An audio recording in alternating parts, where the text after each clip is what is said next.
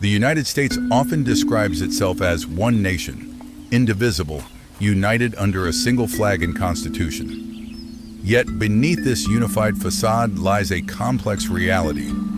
America is not a singular entity, but a patchwork of 12 distinct cultural regions, each functioning as a nation with its own identity, values, and priorities. These regions, shaped by centuries of history and geography, transcend state boundaries and reveal a country that is less a monolith and more a federation of competing cultures. Inspired by Colin Woodard's American Nations, which outlined 11 such regions, this exploration expands the framework to include Hawaii as a unique nation and introduces the Spanish Caribbean, encompassing southern Florida and Puerto Rico, as a distinct entity. Together, these 12 nations paint a vivid picture of America's diversity. Let's delve into their geography, history, and potential futures. Mapping the 12 nations. A cultural map of the United States reveals a landscape far different from the familiar grid of state lines. Instead of rigid borders, you'd see 12 fluid regions, each with its own character, stretching across traditional boundaries, and in some cases, beyond national borders. These nations are Yankeedom, rooted in New England, extending into upstate New York, Michigan, Wisconsin, and parts of Minnesota, hugging the Great Lakes. New Netherland, centered on New York City, northern New Jersey, and the Hudson Valley. The Midlands, spanning central Pennsylvania, Ohio, Indiana, Illinois, and parts of Iowa and Missouri. Tidewater, encompassing the Chesapeake Bay, eastern Virginia, parts of Maryland, and North Carolina. Greater Appalachia, a rugged expanse from western Pennsylvania through West Virginia, eastern Kentucky, Tennessee, Arkansas, and parts of Texas.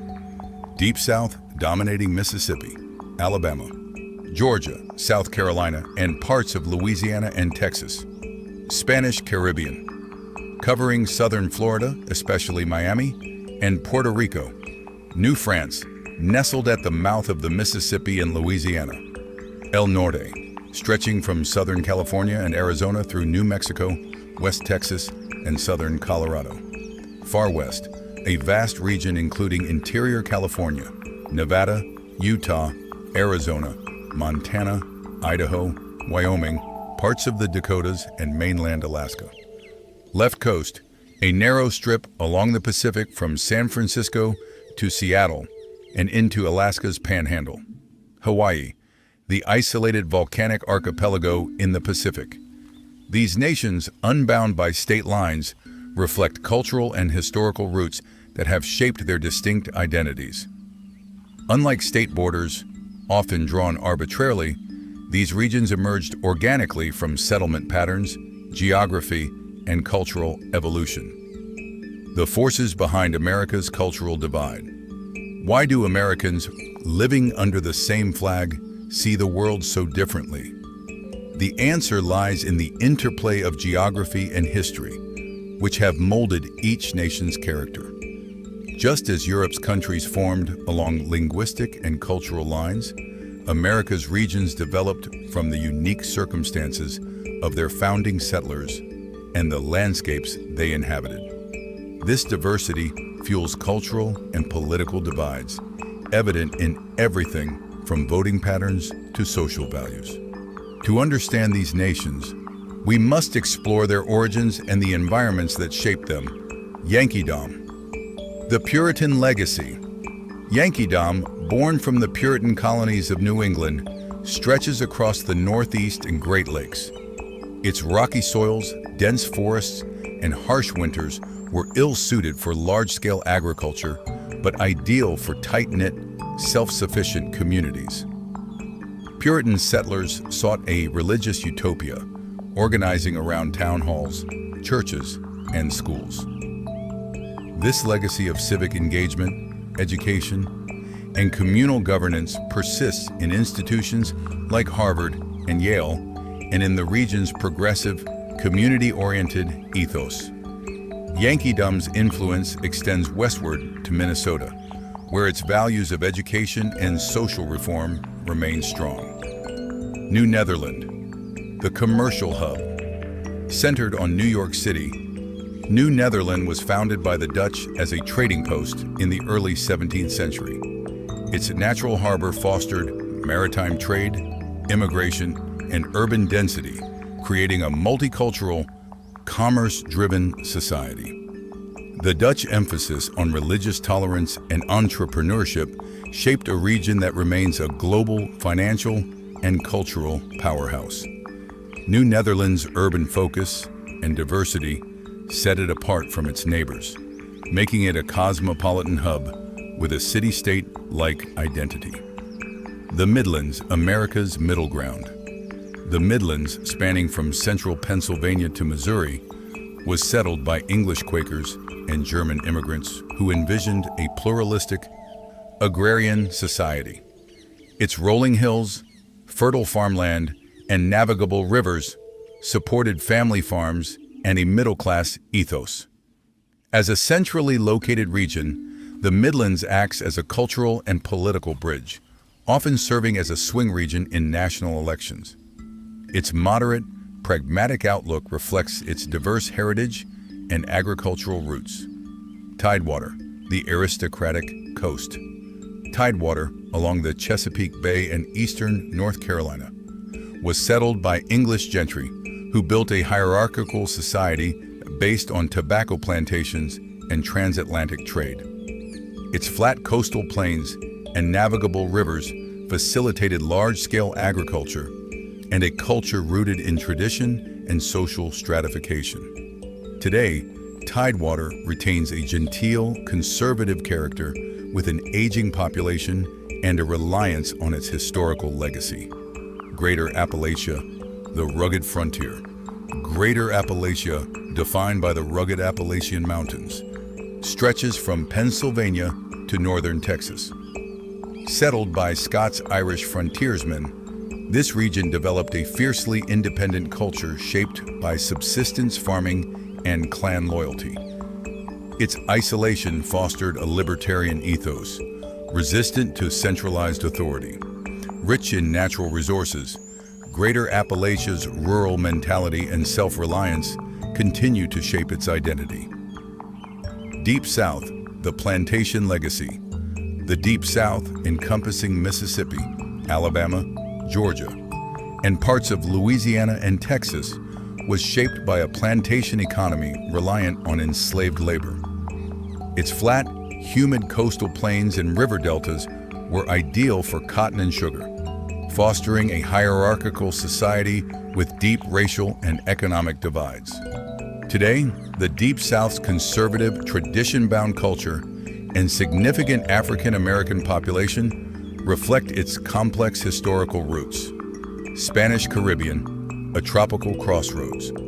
The Spanish Caribbean, comprising southern Florida and Puerto Rico, is a tropical region defined by its Spanish colonial heritage and Caribbean influences. Cities like Miami and San Juan serve as gateways to Latin America, with bilingualism, Catholicism, and African Caribbean traditions shaping a vibrant, cosmopolitan culture. Its coastal geography and trade routes make it a hub for migration and commerce. New France, a French enclave. New France, centered at the mouth of the Mississippi and Louisiana, is a small but culturally distinct region. French settlers and Creole communities shaped its identity, with the Mississippi River and bayous enabling trade and settlement. Its Catholic heritage, unique cuisine, and French-influenced language set it apart from the Deep South, creating a cultural island within the U.S. El Norte. The Borderland Nation. El Norte spans Southern California, Arizona, New Mexico, and West Texas, rooted in Spanish colonial missions and ranches established before English settlers arrived on the East Coast. Its arid deserts, mountains, and fertile valleys fostered a bilingual Catholic culture with strong ties to Mexico. El Norte's borderland identity emphasizes resilience and cross-cultural exchange, making it a bridge between North and Central America. Far West, the last frontier. The Far West, covering interior California, Nevada, Utah, and much of Alaska, is a vast, sparsely populated region shaped by its harsh environment. Settled late due to its deserts, mountains, and Arctic tundras, it relied on federal infrastructure like dams and railroads. The Far West's low population and high federal land ownership create a libertarian, resource-driven culture. Left Coast, the progressive Pacific. The left coast, a narrow strip from San Francisco to Seattle and Alaska's Panhandle, blends Yankee reformism with Western libertarianism. Its temperate climate, fertile valleys, and seismic activity fostered innovation and progressivism. Settled by Yankees and global immigrants, the left coast is a hub for technology, environmentalism, and social change, with cities like Portland and Seattle leading the way. Hawaii, the Pacific Island nation. Hawaii, an isolated volcanic archipelago, is unlike any other U.S. region. Settled by Polynesians and later shaped by American missionaries and Asian laborers, its culture fuses Pacific traditions, Asian influences, and oceanic ties. Hawaii's isolation preserved its indigenous identity, with Hawaiian remaining a common language. Its strategic Pacific location makes it a geopolitical and cultural keystone. Why America feels fractured. The cultural diversity of these 12 nations explains why Americans often seem to speak past each other. Political debates over issues like healthcare, gun rights, and immigration are not just ideological, but geographic. For example, Yankeedom's urban, progressive cities clash with Greater Appalachia's rural, libertarian counties, even within the same state. The left coast pushes for environmental policies and gun control, while the Far West prioritizes low taxes and minimal government. El Norte sees the U.S.-Mexico border as a cultural bridge, while Greater Appalachia views it as a barrier. These differences, rooted in centuries of history, create a cultural Cold War that manifests in political gridlock and regional tensions. The concept of America as a single nation is more aspiration than reality. Shared infrastructure, roads, currency, federal programs binds the country, but culturally, it operates as a loose confederation of nations. This fragmentation is evident in national elections, where swing regions, not just states, determine outcomes. Southern Florida's voting patterns, influenced by Cuban migrants and retirees, differ sharply from the Deep South's. Northern California's rural counties align more with the Far West than the left coast's urban centers.